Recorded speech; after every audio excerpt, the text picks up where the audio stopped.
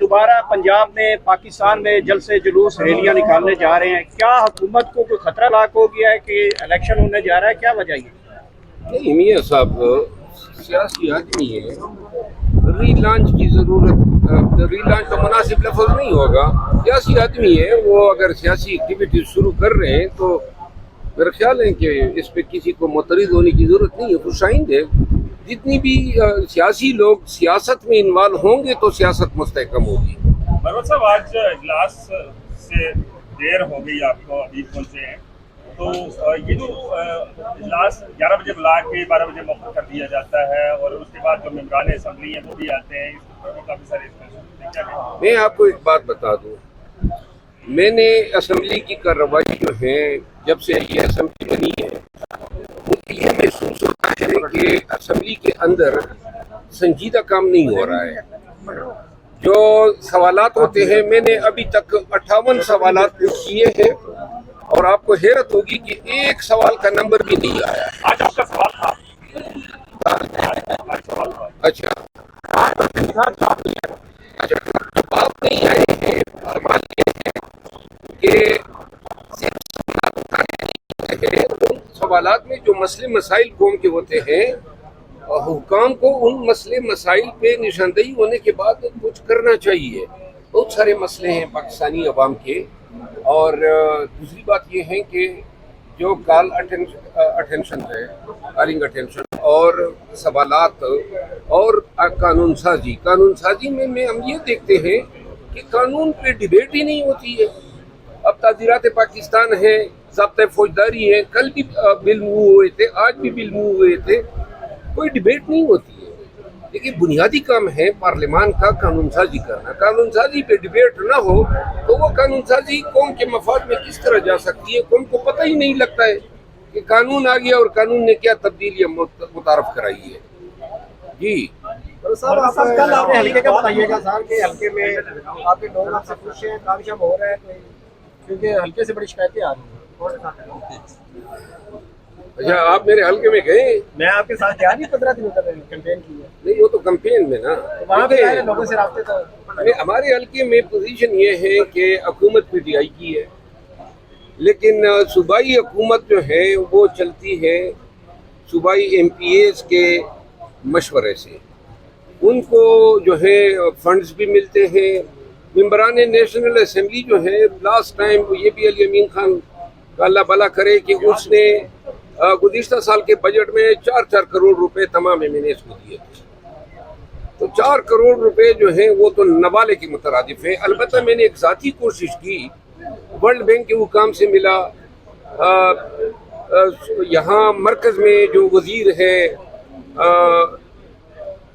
E&D اپنا planning and development کے، احسن اقبال صاحب سے میں ملا، صوبائی حکام سے ملا، چیف سیکرٹری اور ایڈیشنل چیف سیکرٹری سے، اور تب کہیں جا کے ورلڈ بینک نے میرے حلقے میں کوئی 9 ارب روپے جو ہیں ان کے پروجیکٹس منظور کیے، ان کے اب اشتہار ہو گئے ہیں۔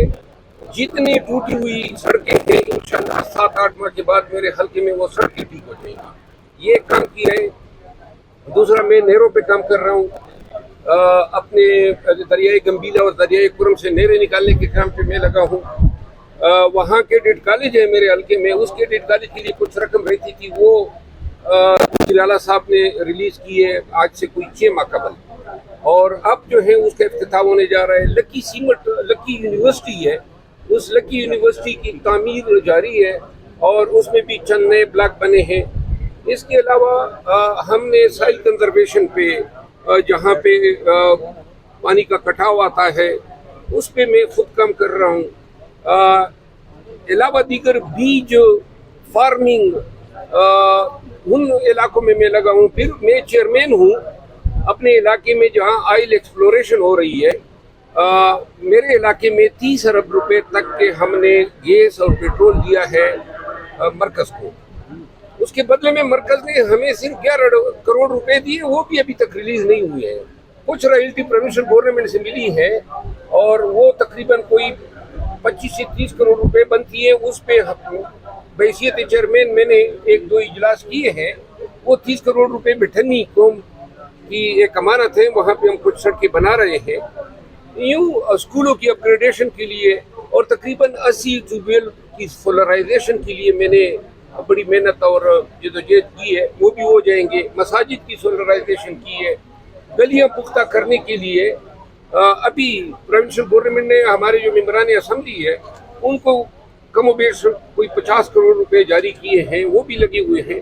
यूँ हम अपने तई जो हमसे हो सकता है हम कर रहे हैं।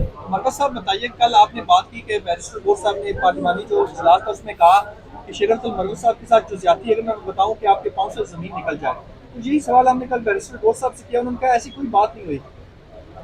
ओके, ये आप बैरिस्टर गोर साहब से ना पूछे ना, दीगर मेंबरान असम्बली है उनसे पूछे ना। ये कल ये बात सर आप बताएं, नाम बताएं, आप नाम बताएं किससे पूछें। नहीं मैं क्यों कहूँ, देखिए मैं आपको बताऊं, बैरिस्टर गोर साहब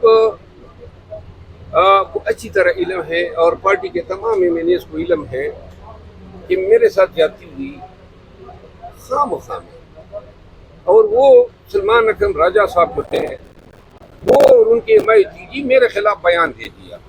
तो भाई आप जब बाज नहीं आएंगे तो बयान तो मैं दूंगा, जवाब दूंगा।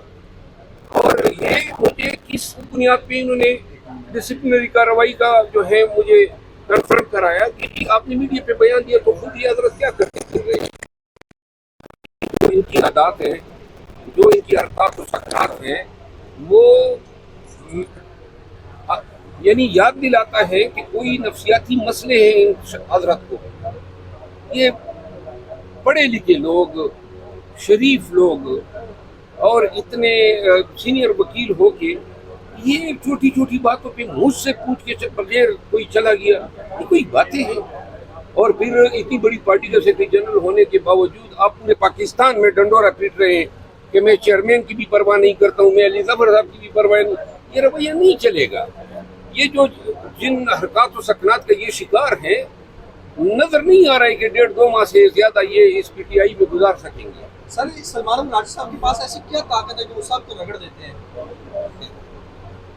कभी मेरे साथ बिठाए ना, फिर पता चले कि वो रगड़ा देता है या हम रगड़े देते हैं। सर इस वक्त एक सिंध में पीपल्स पार्टी जो है वो नेहरू के ऊपर बाहर निकली हुई है और साथ में जो जुल्फिकार अली भुट्टो जूनियर है वो भी एक्टिव हो गए, तो पीपल्स पार्टी को सिंध में तो खतरा है। ये पानी का जो मसला है ना, ये बड़ा संजीदा है और ये सिंध का, सर थोड़ा आगे आ जाए, ये सिंध के अवाम का मसला है।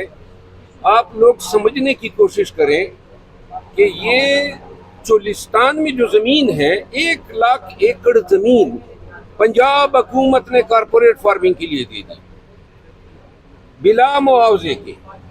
मजे की बात यह है, जमीन